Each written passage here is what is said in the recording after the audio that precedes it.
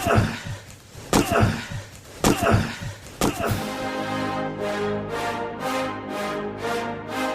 rolls out to the right, pitches off to Taylor, and Taylor's to the 20, down to the 15, down to 10, 5, 4, 3, 2, 1. Touchdown, Billy Taylor! Touchdown, Billy Taylor! Billy Taylor scored a touchdown from 21 yards out. The crowd goes berserk. It was November 22nd, 1969. That they came to Barry, Michigan, all dressed in maize and blue. The words were said, the prayers were read, and everybody cried. But when they closed the coffin, there was someone else inside. Oh, they came to Barry, Michigan, but Michigan wasn't dead. And when the game was over, it was someone else instead. 11 Michigan Wolverines put on the gloves of gray, and as the organ played the victors, they laid Woody Hayes away. Under center is Wangler at the 45. He goes back. He's looking for a receiver. He throws downfield to Carter.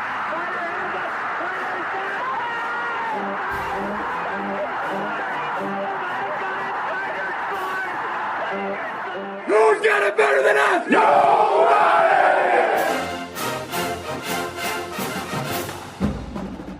Welcome to the Michigan Man Podcast on Wolverine Sports Radio, a member of the V Sporto Network, and in partnership with SB Nation's Maize and Brew, for Wolverine fans from coast to coast. Go Blue, and welcome to this week's Visitors Edition for Oklahoma. I'm your host, Mike Fitzpatrick. Joining us in just a few minutes will be Toby Rowland, the radio play-by-play voice of the Sooners. Before that, my view from Section 17 and a few cuts from Sharon's Monday presser. The first game of any season, win or lose, is not always a good indicator of how good or how bad a team is. Michigan did what it was supposed to do against New Mexico. Bryce Underwood looked very good for a kid that just turned 18 2 weeks ago. The offense was good, not great, and the defense did a pretty nice job against the Lobos' frustrating quick pass offense. It was a W. They always say a team makes its biggest leap between games 1 and 2. We will have to make improvement if we hope to go into Norman and come away with a victory. It will be no easy task. The Sooners are led by quarterback John Mateer. He is a dual threat guy and looked very good against Illinois State. They have a lot of new pieces on offense, but the defense is veteran and they are very good. This will be an interesting matchup. At his Monday presser, Sharon shared his early thoughts on this Sooners team. Really good football team, complete football team in all three phases. Return game, they're dangerous. Offensively, obviously, it all starts with Mateer, the quarterback, and what he does. And they've got a bevy of running backs, and Burks on the outside that plays extremely well. They move the tight end who was at linebacker, Kanik, to tight end, number 12, and he can find space, he can find areas, and they do a good job of spreading the field and playing with a little tempo, playing not with tempo, so really good. And defensively, they're fast. I've known Brent obviously for a long time, and much respect to a lot of people on their staff. Brent was my defensive coordinator. Kevin Wilson's on their staff now. He was my offensive coordinator. John Finley is the tight end coach. He was the tight end when I was playing there. DeMarco Murray was the running back when I was there, and he's a running back coach. So a lot of people that I know on the staff and have a lot of respect for. And it's a great town, great place, but this is about the kids. It's not about me. It's not about any return to home for me. It's about the players on our football team going to go try to win a game. Sharon said he'll emphasize to his team just how tough the environment will be in Norman on Saturday night. It's going to be loud. It's a night game in an SEC environment, so it's going to be loud. But we played in loud environments, but we're going to have to prepare for the noise. Sharon said that a matchup like this is why you come to Michigan. I think it's necessary. I think you have to have matchups like this in college football. Two blue blood programs going at it on a national stage. It's college game day. It's why you come to Michigan. It's probably why you go. It's why you go to Oklahoma, right? I mean, those are the type of games that you want to be a part of, and games you remember. Obviously, every game is important.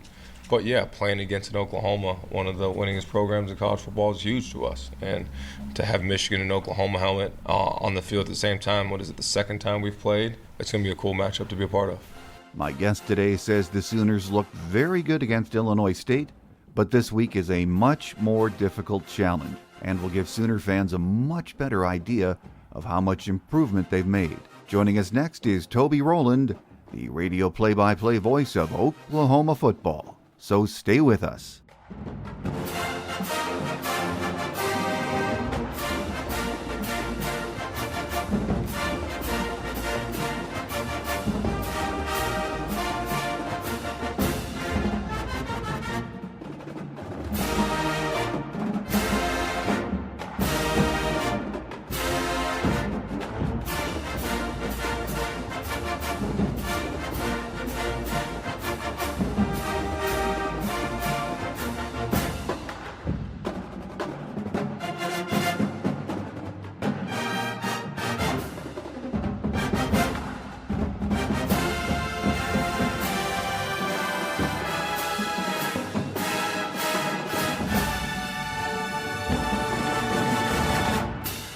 Joining us today as we get ready for that big matchup in Norman on Saturday night is the radio play-by-play voice of Sooners football, Toby Rowland. Great to have you with us, Toby. Great to be with you. Toby, I know both of us love the fact that week one is out of the way, college football is back, and, being an old school radio guy, I'm always interested in the great voices that cover our sport, and you've been the voice of Sooners football for a while now.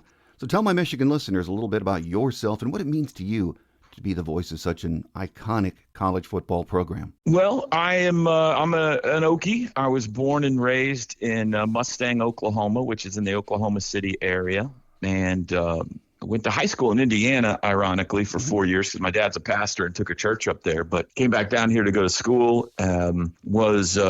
I got into the broadcast industry through television first and did some play-by-play for Southern Nazarene University in Oklahoma. And fast forward to 2011, was fortunate enough to get on the sidelines in 2009 with OU, and then got the play-by-play job in 2011. So this will be my 15th year on the mic. It is the greatest job in the world to get to be a play-by-play voice for any professional or college team is a thrill, but for it to be the team I grew up rooting for, my beloved Sooners, is a dream come true. So I'm very, very lucky. I know what you mean. Being around the program you grew up with and loved, that is always a great thing. I know for myself, I go back to the 1960s watching Oklahoma football, so I've been around a long time. I've enjoyed watching the Sooners, and like many college football fan, watching the Sooners through the years. Barry Switzer immediately comes to mind for me.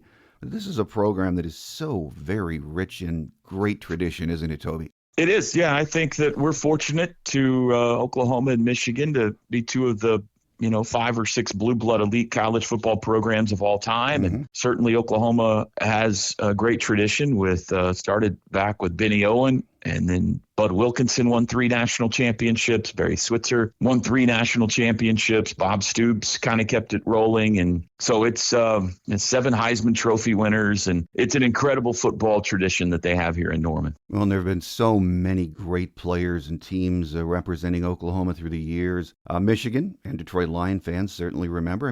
I guess a lot of our younger fans might not remember this, but Steve Owens and Billy Sims, 2 great Sooner running backs. And I know that was well before your time in the booth, but man, the NFL talent produced at Oklahoma through the years has been amazing, hasn't it? It has been. My color analyst, Teddy Lehman, was a former Detroit Lion for a brief time when he started his NFL career. But yeah, we've been fortunate. It's very similar to Michigan. It has been a vast wealth of NFL talent through the years. And you look around even right now at Baker Mayfield and Kyler Murray, and Jalen Hurts just won the Super Bowl, and on and on and on. It's pretty impressive. Well, when I think of Oklahoma football, I go back to the Big 8, then later the Big 12, now in the SEC, that great conference. So how does the Sooner fan base view that move to the SEC? It's been exciting. I think that, there are some relationships and rivalries that Oklahoma was a part of for decades that they have left behind in the Big 12. They were a part of that conference back when there were only 6 members. It was the Big 6, then the Big 7, then the Big 8, then the Big 12. And so there is a small percentage of fans and a small percentage of all of us, I think, that miss getting to play some of those old rivals like Oklahoma State and Kansas. And but the excitement of going to this to the Southeastern Conference is undeniable. It is, along with the Big Ten, one of the 2 big boys in college athletics, not just college football. Right. And it has been financially the right move. And it has certainly been exciting to get to go to new stadiums, get to go to new cities, get to experience new traditions as we travel. And then also, like will happen this weekend in an out-of-conference setting, to get to welcome great new fan bases to Norman and to our tradition. And so that's been new. You see the same teams over and over again for years and years and years. And then all of a sudden, you look at the schedule, and it is like this year, 7 opponents are coming to Norman. 5 of them have never been here before, ever. And we've been playing college football around here for over a century. Yeah. So one of those is Michigan, but 4 of them are conference teams that have never been here before. So that's certainly been a lot of fun. Well, it is a huge year for Coach Venables and the program. Second year in the SEC. On Saturday, they opened at home against Illinois State, and it was an impressive 35-3 win. John Mateer, who of course came in through the portal, set a record on his first day in a uniform for the Sooners. 392 yards passing, 3 TDs in his debut. Big time pickup for the Sooners, wasn't he, Toby? Yeah, they needed it. He was the number 1 quarterback in the portal, according to multiple publications. He had a great year at Washington State and was impressive on opening night. You know, he broke Baker Mayfield's record for most passing yards in a debut. Looked calm and cool and collected. Didn't seem to be bothered by the large crowd. So he looked. There had been a lot of buildup for the last 8 or 9 months about John Mateer, and he had handled himself wonderfully in the media and by all accounts in spring and fall practices, and had been great, but we hadn't had the opportunity to see him on a football field and to see if he was the real deal or not. And it's Illinois State. There are going to be tougher opponents, certainly, starting Saturday night, but he did everything you would hope to see John Mateer do on opening night. Well, the offense last year struggled for Oklahoma, so change was needed. And, of course, as we just mentioned, John Mateer being the corner piece in the portal. But there were other additions, so talk about them and how much better they could make this Sooner offensive attack, Toby. Yeah, they brought in Jaden Ott, running back from Cal, who a couple of years ago was one of the top running backs in the country. He played through injury last year and so had a little bit of a step back. He has been battling a bit of a shoulder situation in fall camp, so we didn't get to see him much Saturday night against Illinois State, and I'm honestly not sure how much he'll play against Michigan on Saturday. They also went to the transfer portal for some wide receiver help. Keontez Lewis made the biggest splash of those in game 1. He had 9 catches for 119 yards. Isaiah Satania is a transfer from Arkansas that came in at wideout as well. And then they fortified the offensive line with 2 or 3 transfer portal pickups. I think that, Mateer is the big ad for sure. And other guys getting healthy, because last year they were decimated by injuries at wide receiver and on the offensive line. I've never seen anything like it, especially at the wide receiver position. So getting Deion Burks back healthy at wideout, some of those other guys on the O-line as well, in addition to the portal pickups, has been a big boost for them. Well, one of the additions isn't a player. It's offensive coordinator Ben Arbuckle, and he came with John Mateer from Washington State. He's only 29 years old, but considered, an up-and-comer on the college football scene. What changes has he brought to the Sooner attack? I think that's still yet to be seen. I probably like the Wolverines. I don't think Oklahoma showed much in game 1. They were pretty vanilla offensively. If history is to teach us, then he is an air raid type offensive coordinator who likes to throw it around the yard, but runs the ball more than most air raid offenses. He likes a mobile quarterback, which certainly he has in John Mateer, but he skews a little more toward the Mike Leach type of offense that they had around here under Bob Stoops in the early 2000s that likes to try to put the ball in the air and put a bunch of points up. Sooner fans would settle for an average offense this year after what they had a year ago. They feel like they got a pretty good defense, and if they could have an average offense, then they could win a bunch of football games. Last year was historically bad. So we'll see what kind of a leap Ben Arbuckle can help him take, but you're right. He's 29. He's a pup in this business, but he seems to be one of the bright upcoming offensive minds in college football. Well, over on the other side of the ball, last year's defensive coordinator Zach Alley is gone to West Virginia. Coach Venables now calling the sets for the defense, and he's a great defensive mind. We know that. Talk about that Sooner defense we'll see on Saturday night and how it might be different with Coach calling the shots and some of the key players we can look out for. Yeah, they're certainly going to be tested by Michigan. It's pretty remarkable what Venables has done defensively since he got here. This program was heavily offensive and no defense when he arrived. That was kind of the Lincoln Riley mode. And he has turned them in now his 4th year into a very formidable defense through recruiting, through the transfer portal, and most importantly, through retention. He's done a great job of keeping guys on defense from leaving, which in this day and age is not to be taken for granted. So he now has a defense that's loaded with a bunch of juniors and seniors who have been in his scheme for 3 or 4 years and know what he wants to do, which is valuable because it's a very complicated scheme. What Brent Venables wants to do is not easy to pick up, and they will throw a ton of sets, a ton of blitzes, a ton of different looks at an opponent. Personnel-wise, R. Mason Thomas is their best pass rusher, had 9 sacks a year ago. Their defensive tackles have been solid. And they're all, or 3 of the 4 are seniors up the middle, Jaden Jackson and Dominic Williams and Grayson Halton. They've got a couple of junior linebackers that have been around for a couple of years. Kip Lewis had 2 pick sixes last year, most notably in the Alabama win. And then they have at least in game 1, a true freshman starting at one corner who just flat out won the job. It's not like they're, down or missing anybody over there. Cortland Guillory just came in and won the job, and so we'll see. He was really good in week 1. And the one transfer portal pickup that's made a big boost for them on defense is Kendall Daniels. And they went and got him from their Bedlam rivals, Oklahoma State. He plays the cheetah position, which is kind of that pass rush hybrid linebacker position. And he has looked good in fall camp as well. But in general, they will show multiple looks. They like to try to heat up a quarterback and confuse him in what he's seeing. Now, the big issue, I think, on Saturday will be, can they stop the physicality and the run game of an outstanding Michigan rushing attack? And certainly Bryce Underwood looks like the real deal as well. Well, week 1 in the books for both Michigan and Oklahoma. They both won, but what do we really know about both teams? I'm not sure. I know from a Michigan standpoint, I'm not sure.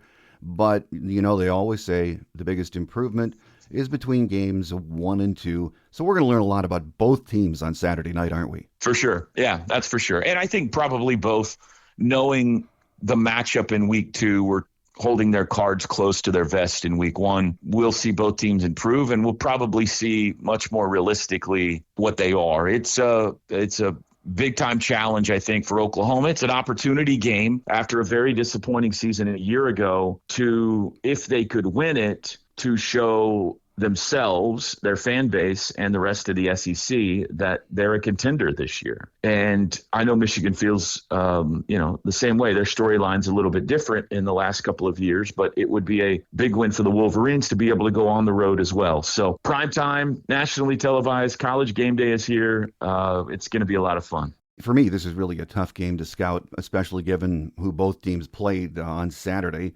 But it's what makes it such an attractive matchup, too. It's early in the season, and these two teams are going to be very different by November. There's no question about that. So that said, a win for either Oklahoma or Michigan on Saturday night, it could be a huge springboard for the rest of the season, couldn't it? I think that's what you're hoping for. Yeah. I don't think it buries either team if you lose it. In this day and age, you can suffer potentially a couple of losses and still be a college football playoff team. But if you win it, what it could do for you momentum-wise, perception-wise around the country could be invaluable, confidence-wise in your own locker room.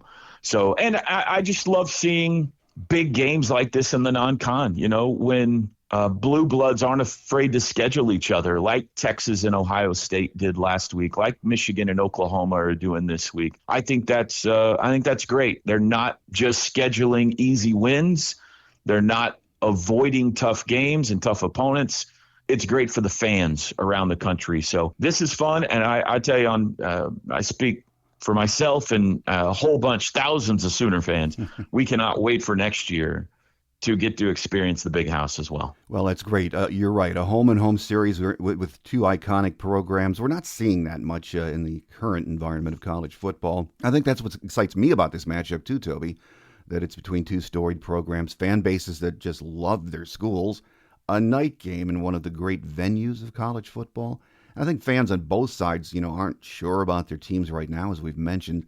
A game like this is what makes college football so great. And I go back to the history between Oklahoma and Michigan. There's only one game, and I remember it well because it was 1976, the first year the Big Ten allowed more than one team to go to a bowl game. Ricky Leach under center for Michigan in 76. Of course, Oklahoma won that game, the bowl game, but that's what makes college football so great, isn't it? Absolutely. Yeah. And kudos to the athletic directors or whoever got this game on the schedule. Yeah. We've been looking forward to it for a long time. You know, you could see down the road future schedules that the Michigan series is coming. And we're so excited that it's finally here. This is going to be fantastic. And for one of, our alums, one of our own, Sharon Moore, to be the head coach now at Michigan, we've been rooting for him from afar to have success since he took over as head coach. They probably won't be rooting for him on Saturday night, but it's fun to see one of your former players go and not just be a head coach, but lead such an illustrious program as Michigan. Well, final question before we let you get away, Toby.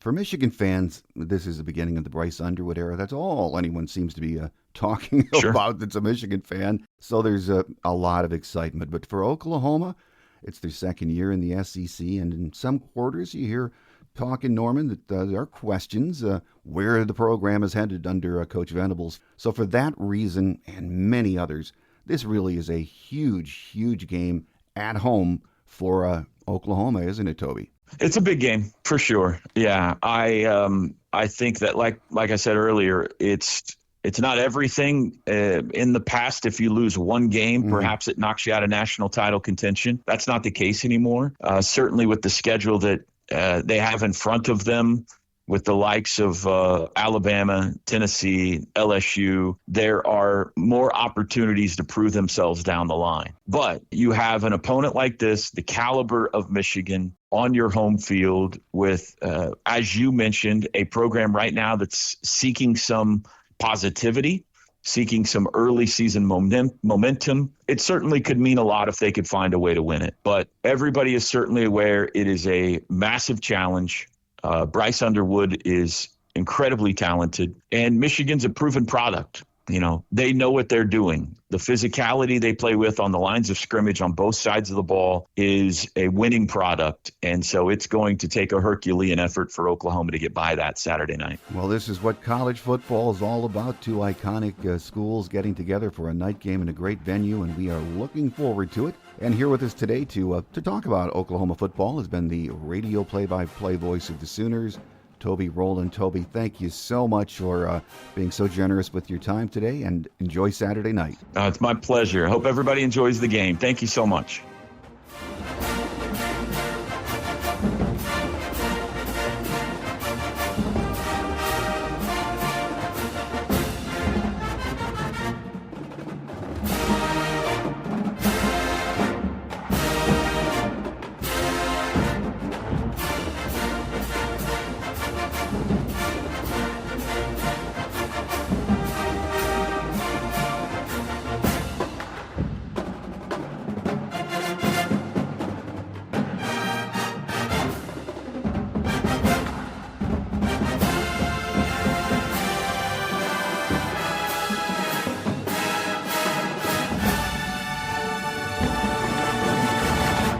On Quick Hits today, at his Monday presser, Sharon said the team came out of the opener with minor bumps and bruises.